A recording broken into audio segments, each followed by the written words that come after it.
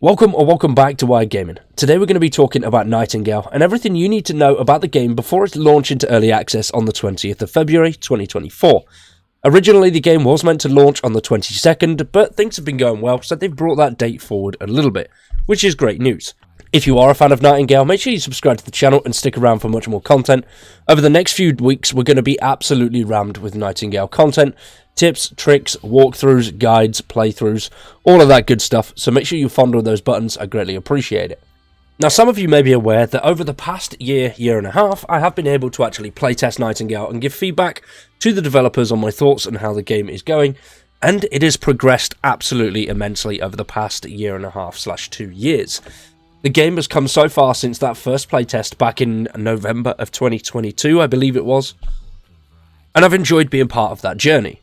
Now the team at Inflection, which is the development studio behind Nightingale, have actually given me and a fair few other creators early access to create some content ahead of Nightingale's launch on the 20th of February, which, massive shout out to those guys, I really appreciate it. So, as I mentioned earlier on, subscribe to the channel and stick around for much more Nightingale content over the next few weeks. Now Nightingale is an up-and-coming fantasy survival crafting PC game. Now this game will launch on PC in early access. There are no news yet about whether they're going to bring it to consoles at a later date, but that could be a potential. Nightingale is a PvE open-world survival crafting game which can be played solo or co-op with friends, which will see you building massive estates, surviving, crafting various items to progress through the storyline. Now the storyline sees you stranded beyond our world, cut off by the collapse of the arcane portal network. So now you are cut off and alone. Well, you're not alone because you do have Mr. Puck there to help and guide you, alongside the game's tutorial system, which is really good.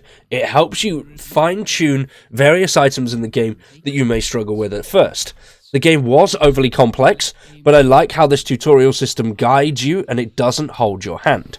So if you are new to survival games, or you're more a story-driven player and like the idea of Nightingale's storyline, then this will actually help you quite a lot. The tutorial isn't too much in your face, but it does help you get off your feet and straight running through to the main story. Now the storyline, as mentioned, does see you stranded and cut off by the collapse of the arcane portals. Your goal is to become an extremely skilled Realmwalker, so you can navigate various portals and Fae Realms to find the magical city of Nightingale, which is the last known hope for humanity. Now on your journey, if you want to play solo but also want some extra help, you will come across various companions that you can actually hire by doing a few little quests. These little quests are relatively simple and quite fun. They range everything from collecting items, to killing enemies, to exploring certain areas, or building things for a certain person. Now these companions will help you with various tasks, such as building, harvesting items, and just being a pack mule if that's what you really want. Because I know I definitely like a pack mule, because I'm always carrying way too much stuff in games like this. But they're not just there to help you, you can also make them look pretty cool, and they will fight various enemies away. With the game's extremely extensive customization system, you'll be able to customize every aspect of your character, right down to the irises of your player.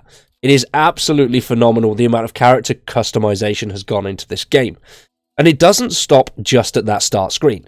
Once you've progressed through that start screen and are in the main game, the overall crafting and building systems are insane. There is so much detail to it, which can be a little bit overwhelming at first. But once you've got to grips with it, you can make some absolutely outstanding buildings. As you can see here, once you've progressed through the later game as well, you'll be able to make some pretty awesome outfits for your character, alongside some pretty heavy weaponry. Now, when it comes to combat is actually really cool. It looks relatively slow, but at the same time fast-paced. It's hard to describe. It is that perfect mix of sort of FPS speed, but also slow and steady. So you've got plenty of time to figure out your next action and take out enemies, but at the same time you're not getting absolutely bombarded every quarter of a second. Which is lovely, because you can move different things around, you can try different tactics when it comes to combat against various enemies.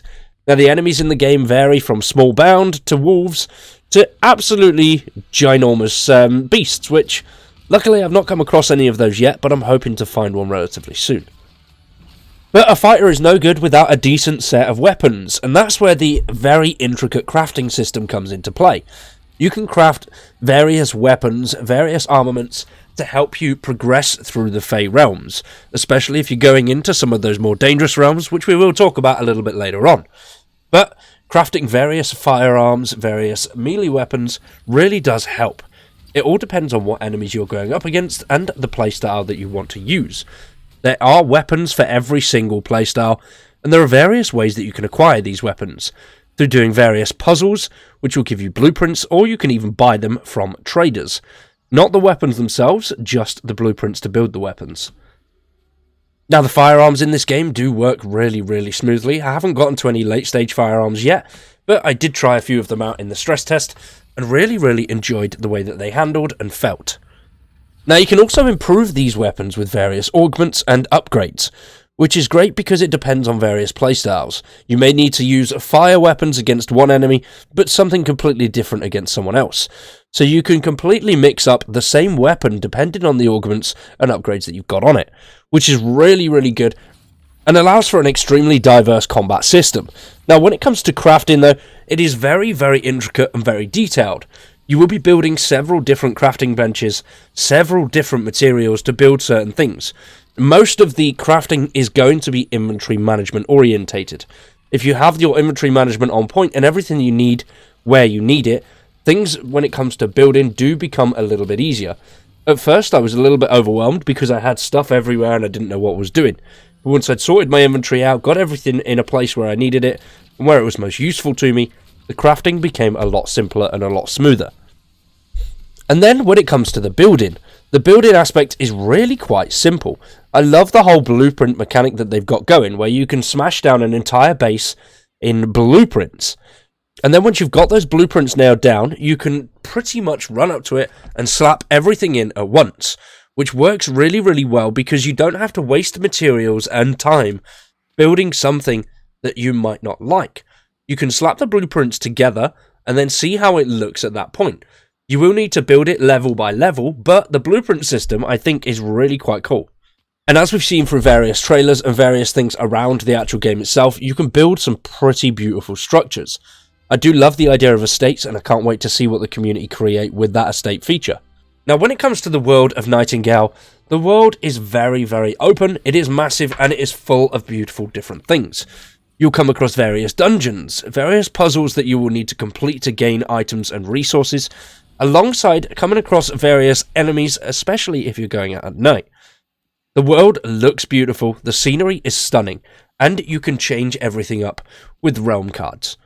Realm cards come in several forms, but we will go into that much more deeply in a separate video. What we're going to go into in this bit is just how the realm cards work to create additional realms.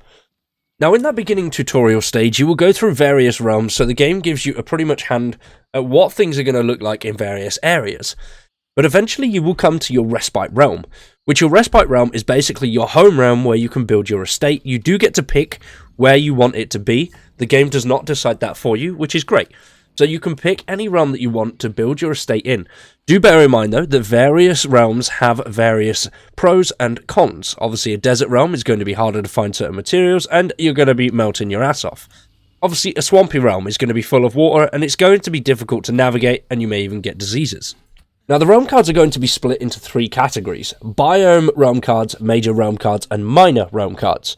Now, these three realm cards, obviously the biome one is pretty self-explanatory, and will give you the biome that you choose to go into. And realm cards can be found or crafted. You can find these or get them as mission rewards. You can also complete puzzles that you'll find in various realms to earn yourself a card, and you can craft them at your crafting benches as well. Now, the beauty of the procedural generation is these realm cards will bring you completely different biomes depending on which cards you play. Now, you could play a forest biome card alongside a minor one, which makes it nighttime all the time. Now, as mentioned, the biome cards are self-explanatory, but there are various cards that will bring certain enemies, which will give you higher yields to fishing, to resources dropped from enemies. There are tons and tons of cards which will completely change the realm each time you go into it. Now, going into these realms, you could go in there with 3 realm cards set and then switch one of those cards out and you will have a completely different experience. which is really going to add to the replayability of the game. And those are just a few of the many examples of what these cards will do. I'll go into it much deeper in a separate video, but they are absolutely outstanding, and they will completely change the way that you approach a realm, depending on the card that you've played. The realm cards really do make this game stand out as a survival game. I'm very excited to see how the game progresses over the next year/2 years. Let me know what you think down below in the comments. Once again, a massive thanks to Inflection Games for giving me early access, and stay tuned for more Nightingale content over the next week or two. For now, I've been Wired, you've been awesome, thanks for watching, and we'll see you in the next one.